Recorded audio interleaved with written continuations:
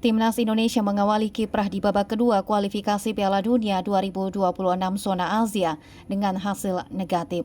Skuad Garuda dibantai 1-5 oleh Timnas Irak pada pertandingan pertama grup F yang dihelat di Basra Sport City Stadium, Kamis 16 November 2023 malam waktu Indonesia bagian Barat.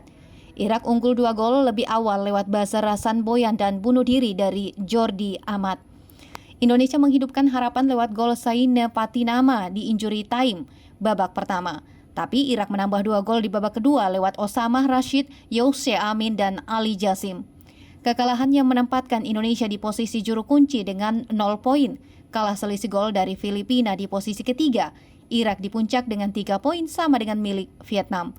Laga selanjutnya Indonesia akan menghadapi Filipina di Rizal Memorial Stadium Selasa 21 November nanti. Sementara itu, proses berjalannya permainan antara Indonesia versus Irak adalah Irak dan Indonesia bermain aman di awal pertandingan. Keduanya masih mencari celah masing-masing untuk dapat dimanfaatkan. Tak ada peluang berarti dari kedua tim sampai kebuntuan pecah di menit ke-20, Irak membuka keunggulan 1-0 lewat gol dari Basar Rasan Boyan. Memaksimalkan kekalahan lini belakang Indonesia, Amir Al-Ammari mampu menusuk dengan mudah sebelum mengirimkan umpan yang dituntaskan dengan sepakan keras Basar ke gawang Nadeo Argawinata. Indonesia belum bisa mengancam gawang Irak yang dikawal Jalal Hasan ketika pertandingan berjalan 30 menit. Serangan mereka lebih banyak kandas sebelum memasuki sepertiga akhir lapangan. Duet Dimas Derajat dan Dendi Sulistiawan tidak mampu berbuat banyak karena kurangnya sokongan dari lapangan tengah. Indonesia malah kebobolan lagi pada menit ke-35 setelah Jordi Amat mengarahkan bola ke gawang Nadeo dengan kepalanya saat hendak membuang bola umpan silang Ali Jasim Elaibi. Dimas Derajat yang bermain kurang efektif akhirnya ditarik keluar pada menit ke-39 dan digantikan Rafael Sturridge. Kehadiran Rafael Sturridge memang memberikan tenaga baru untuk lini serang Indonesia, sebab mereka dapat memperkecil skor pada menit kedua injury time lewat jasa Sturridge. Sturridge mendapat bola terobosan di sisi kiri penyerangan, kemudian memberikan bola kepada Saine Patinama yang berada bebas di pertahanan Irak dan melepaskan tembakan ke sudut sempit gawang Jalal Hasan. Skor 2-1 untuk keunggulan Irak bertahan hingga turun minum. Masuk di babak kedua, Irak masih menguasai jalannya pertandingan dan mencoba melebarkan jarak lagi dengan Indonesia. Tim tamu pun masih kesulitan untuk membangun serangan.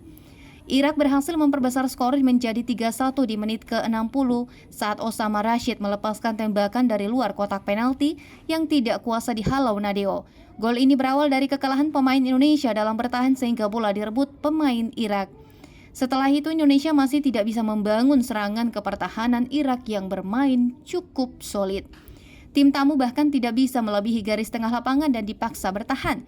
Irak mencetak gol keempat pada menit 81 sekaligus membuat Indonesia tertinggal 1-4. Dari sisi kanan, Ali Jasim menusuk dan lepas dari kawalan Saine sebelum mengirim umpan silang ke depan gawang. Yosep Amin dengan sepakan first time kaki kiri menjebol jalan Nadeo dari jarak dekat. Ali Jasim menambah derita Indonesia setelah menambah keunggulan Irak menjadi 5-1 di menit ke-89.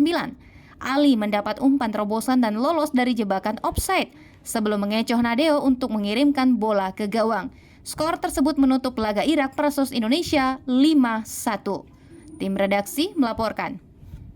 Terima kasih telah menonton. Jangan lupa subscribe, like, comment, and share. Saksikan terus informasi terbaru dengan menekan tombol lonceng hanya di channel Fajar TV.